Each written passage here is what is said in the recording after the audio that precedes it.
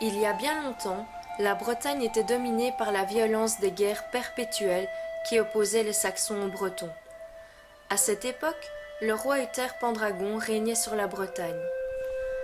Une nouvelle guerre menace le territoire, mais Uther et ses alliés gagnent la bataille. Afin de célébrer leur victoire, le souverain organise une fête à laquelle les familles des guerriers sont invitées. Dès lors, un des ducs vient avec sa femme et ses 4 filles. Le roi, apercevant la femme de son allié, tombe éperdument amoureux d'elle et ne le lui cache pas. Cette splendide dame se prénomme Igraine. La duchesse, fidèle à son époux, lui conte les avances du roi. Le duc, furieux, décide de partir et se rend dans son château à Tintagel. Le roi, ne pouvant supporter l'absence de celle qu'il aime, déclare la guerre à son ancien allié. Pour éviter cela, Merlin, le conseiller du roi qui n'est autre qu'un magicien, lui propose un pacte. Uther passerait une nuit avec celle qu'il aime, en prenant l'apparence du duc, et en échange, le roi devra lui donner son fils conçu lors de cette nuit. Ce fils nommé Arthur sera confié par Merlin à un chevalier. Les années passent et Uther meurt lors de son dernier combat. Le roi n'ayant laissé aucun successeur légitime, la Bretagne reste son souverain. Pour mettre fin à cette situation, Merlin conseille au baron d'inviter tout le peuple de Bretagne à se rendre à Winchester pour participer à un tournoi de chevaliers. L'un d'eux s'y rend avec ses 2 fils, Kay, un chevalier, et Arthur, un écuyer. À Winchester se trouve une épée prisonnière de l'enclume. Les Bretons savent que celui qui arrivera à libérer l'épée de son rocher sera déclaré roi de Bretagne. Maintes personnes ont essayé de l'enlever, mais en vain. Au moment du tournoi, Arthur se rend compte qu'il a oublié l'épée de son frère.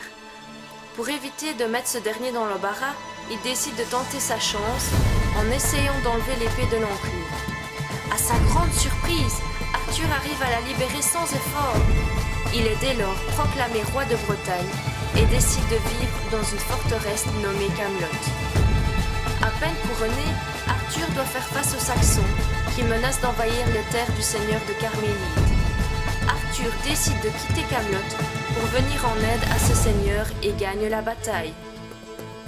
Pour remercier les combattants, le seigneur de Carmélide organise une fête durant laquelle Arthur rencontre Guenièvre, celle qui deviendra sa femme. Afin de gagner les alliances obtenues durant plusieurs années, Merlin décide de créer la table ronde où de nombreux chevaliers prendront place. C'est à cet endroit qu'ils seront réunis plusieurs fois par an afin de compter les événements qui se dérouleront sur leur terre. Un jour, un des alliés d'Arthur est menacé, mais étant trop faible pour se battre, il décide de s'enfuir. C'est lors de cette fuite que Lancelot, son fils, sera emmené par la Dame du Lac, magicienne vivant dans les profondeurs de l'eau, qui l'élèvera comme son propre enfant, afin de faire de lui le meilleur chevalier de la table ronde.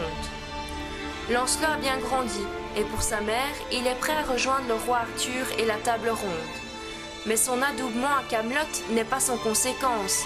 La reine Guenièvre et Lancelot tombent éperdument amoureux. Lors d'une fête, Morgane, la demi-sœur d'Arthur, fait honneur de sa présence. Le roi est heureux de revoir sa sœur. Par contre, la reine Guenièvre est tout sauf enchantée. Morgane, détestant sa belle-sœur, compte bien se servir de la liaison entre cette dernière et Lancelot pour arriver à ses fins. Pendant l'une de ses aventures, Lancelot se retrouve au domaine de Morgane, où il peint sur les murs de sa chambre les moments intenses qu'il a passés avec la reine. Lors de la création de la table ronde, Merlin va annoncer que le siège se trouvant à la droite du roi Arthur accueillerait le plus grand chevalier de tous les temps. Ce chevalier a pour nom Perceval. En effet, Perceval étant un jeune homme pur, il est le seul à pouvoir approcher le Graal. Après cette quête du Graal, qui avait été entreprise par tous les chevaliers de la table ronde, le royaume est à nouveau joyeux. Cependant, des événements vont éteindre le bonheur récemment retrouvé au royaume. La liaison entre Lancelot et la reine va être révélée au grand jour suite à la découverte des peintures du chevalier par le roi. De plus, le souverain apprend qu'un chevalier qu'il a accueilli depuis peu à la table ronde, Mordred, monte une armée contre lui.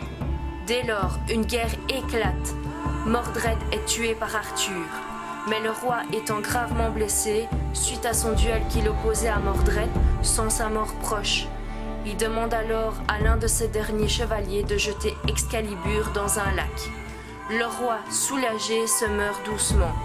C'est alors qu'une embarcation arrive avec 3 demoiselles emmenant le roi vers l'île d'Avalon, l'île des Immortels.